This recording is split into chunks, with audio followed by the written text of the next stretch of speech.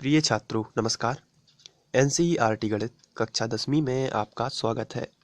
आज हम लोग प्रश्नावली 9.1 का प्रश्न क्रमांक 8 हल करेंगे। तो आइए सबसे पहले प्रश्न पढ़ लेते हैं। इसमें दिया गया है, एक पेडेस्टल के शिखर पर एक 1.6 मीटर ऊंची मूर्ति लगी है।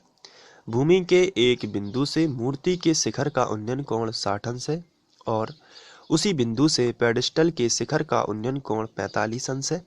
पेडेस्टल की ऊंचाई ज्ञात कीजिए।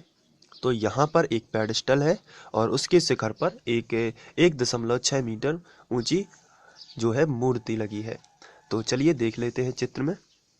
ये जो है एक पेडेस्टल है यहाँ से लेके यहाँ तक, और इसके ऊपर यहाँ से यहाँ तक एक मूर्ति लगी हुई है। तो ये पेडेस्टल है और इसके ऊपर ये मूर्ति लगी हुई है। मूर्ति की ऊंचाई दी गई है 1.6 मीटर। आप देख सकते हैं यहाँ पर 1.6 मीटर, ये देखिए। और हम इसकी ऊंचाई दे देते हैं, यहाँ से लेके यहाँ तक केवल मूर्ति है, क्योंकि इसके नीचे ये पेडेस्टल है। तो इसलिए हम इसकी ऊंचाई जो है वो दे देते हैं 1.6 मीटर। तो इस तरीके से हमने ऊंचाई दे दी। इसके बाद आगे लिखा है और इसको पढ़ते हैं। भूमि के एक बिंदु से, तो भूमि का एक बिंदु मान लेते हैं कोई भी, यहाँ पर एक बिंदु मान लेते हैं। भूमि के एक बिंदु से मूर्ति के शिखर का उन्नयन कोण, मूर्ति के शिखर का उन्नयन कोण 60 अंश है और उसी बिंदु से पेडेस्टल के शिखर का उन्नयन कोण 45 अंश है। तो यहाँ पर बात की गई है मूर्ति के शिखर की। तो ये है मूर्ति का शिखर, और दूसरे मूर्ति के शिखर के बाद उन्होंने बात की है पेडेस्टल के शिखर की। तो ये है पेडेस्टल का शिखर, क्योंकि ये पूरा पेडेस्टल है तो इसका शिखर ये होगा, ये पूरी मूर्ति है तो इसका शिखर ये होगा। तो सबसे पहले किसकी बात की थी? मूर्ति के शिखर की। तो पहला कोण कितना दिया गया है? 60 अंश। तो मूर्ति के शिखर से हम इस बिंदु को मिला देते हैं और ये बनेगा 60 अंश का। इस तरीके से मिला दिया और ये बनेगा 60 अंश का। इसके बाद लिखा है, उसी बिंदु से पेडेस्टल के शिखर का उन्नयन कोण 45 अंश है। उसी बिंदु से यानी कि इसी से, और पेडेस्टल के शिखर का यानी पेडेस्टल का शिखर ये है, इसको मिला देते हैं और ये बन रहा है 45 अंश। चलिए मिला देते हैं। तो ये हमने मिला दिया और ये बनेगा 45 अंश। तो छोटा जो है वो कोण रहेगा 45 का और बड़ा जो है वो 60 अंश का रहेगा। अब इन्हें हम ABC नाम दे सकते हैं। चलिए यहाँ पर दे देते हैं A, ये दे देते हैं B और इसको नाम दे देते हैं C। तो इसके बाद हम देखते हैं कि क्या ज्ञात करना है। तो यहाँ पर लिखा है पेडेस्टल की ऊंचाई ज्ञात कीजिए। तो यहाँ पर हमें पेडेस्टल की ऊंचाई ज्ञात करना है, इसलिए हम इसको भी एक पॉइंट दे सकते हैं जिसका नाम हम दे देते हैं D। यहाँ पर हमने दिया D, ठीक है। तो DC हमें ज्ञात करना है। चलिए जो दिया गया है उसको लिख लेते हैं। तो यहाँ पर इस प्रकार की भाषा आपको लिखना है। चित्रानुसार DC एक पेडेस्टल है।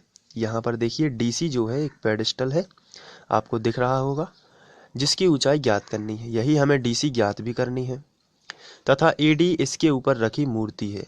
तो आप देख सकते हैं कि A और D इसके ऊपर रखी एक मूर्ति है जिसकी ऊंचाई 1.6 मीटर है। तो दी गई है 1.6 मीटर, तो वही हमने लिखी है।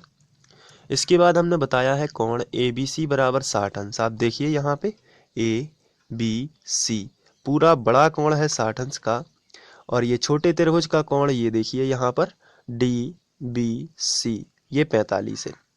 बड़ी लाइन से जो ऊपर वाली लाइन से टच होगा वो बड़ा कोण है, और छोटी वाली लाइन से टच है वो 45 का, ये छोटा है। ये 60 बड़ा है और 45 छोटा है। जो बड़े त्रिभुज में बना है वो बड़ा कोण है 60 अंश का। इसके बाद हम ये जो आधार है BC इसको X मान लेते हैं। तो हम लिखते हैं, माना BC बराबर X मीटर, ये हमने लिख लिया। तो ये हो जाती है भाषा। इसके बाद हमें चित्र में देखना है। यहाँ पे देखिए हमें ज्ञात करना है DC, इसको हम यहाँ से मिला देते हैं। तो हमें ज्ञात करना है DC। छोटे त्रिभुज में यदि हम छोटा त्रिभुज लेंगे, हम दो त्रिभुज ले सकते हैं। पहला त्रिभुज ले सकते हैं ABC और दूसरा ले सकते हैं DBC, दोनों लेना है। तो चलिए सबसे पहले छोटा त्रिभुज लेते हैं, समकोण त्रिभुज DBC में या DCB में। समकोण यहाँ पे बनेगा ना, तो हमें बीच में C बताना पड़ेगा, तो हम लिखेंगे समकोण त्रिभुज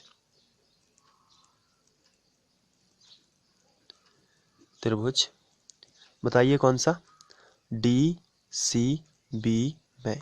तो ये हमने समकोण त्रिभुज लिया। अब इसमें आपको ध्यान से देखना है कि हमें साइन कॉस टेन में से कौन सा फॉर्मूला लगाना है। तो ये निर्भर करता है क्या ज्ञात करना है, क्या दिया गया है, क्या अज्ञात है, और कौन सा रिलेशन है जिससे हमें बाकी चीज़ें मिल सकती। तो देखिए DC क्या है, थीटा के सामने की भुजा, तो ये लंब है और ये x जो है ये हमने माना है। तो अगर हम DC और x में रिलेशन निकालें तो लंब और आधार का होता है, तो जिससे हमें DC की कुछ वैल्यू मिलेगी, लेकिन वो कैसी रहेगी, अज्ञात रहेगी, क्योंकि ये भी अज्ञात है, ये हमें ज्ञात करना है, और x जो है वो हमने माना है। तो कर्ण तो कुछ दिया नहीं गया है, तो इन दोनों में ही आपको फॉर्मूला लगाना पड़ेगा, क्योंकि अगर आप DC छोड़ देते हो तो फिर ज्ञात किसको करोगे, इसलिए DC नहीं छोड़ना है, DC लंब तो लेना ही है।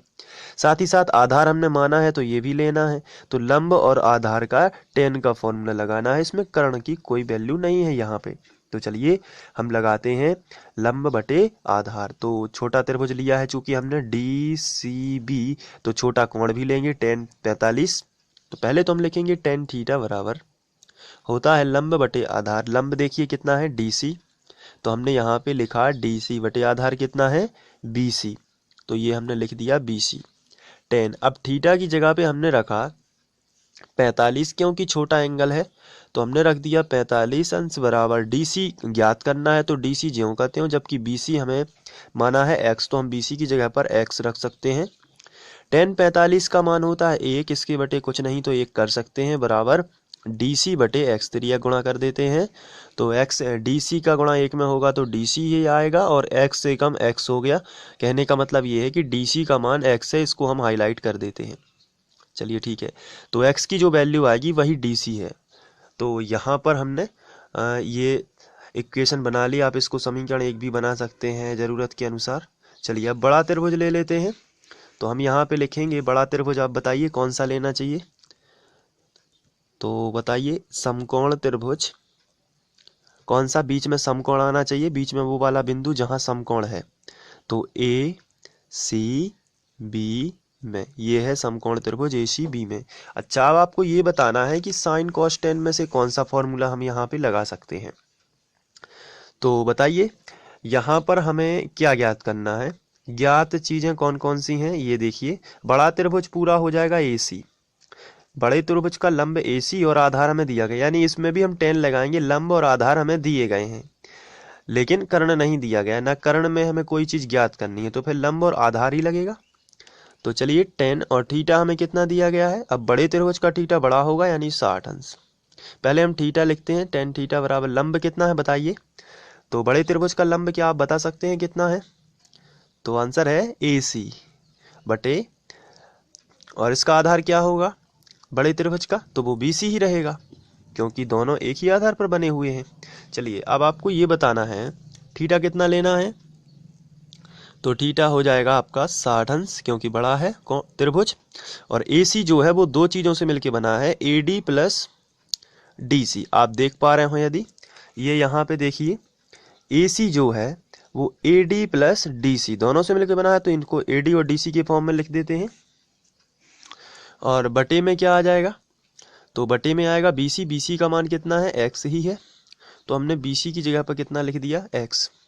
tan 60 कितना होता है, तो मैंने आपको बताया भी था tan 60 होता है √3, तो चलिए हम √3 लिख देते हैं, बराबर AD प्लस AD दिया गया है, शायद AD देख लेते हैं 1.6, तो हम यहाँ पे AD की जगह पर लिख सकते हैं 1.6।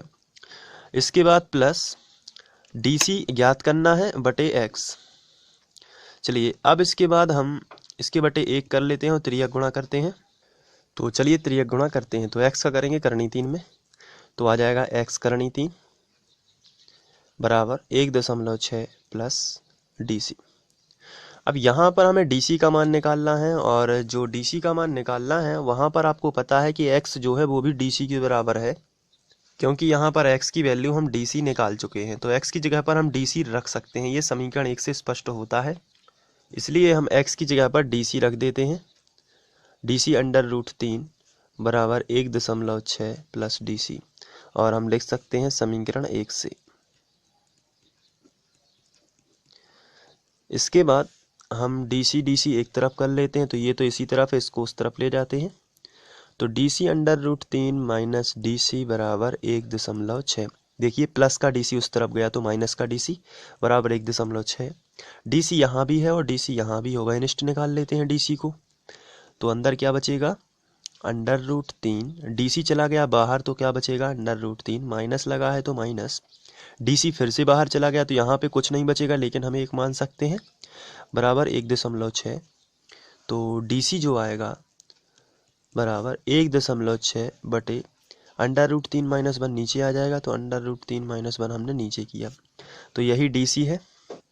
इसका परिमेयकरण भी आप कर सकते हैं, तो डी सी बराबर 1.6 बटे अंडर रूट 3 माइनस 1। अब इसका परिमेयकरण देखते हैं कैसे होता है।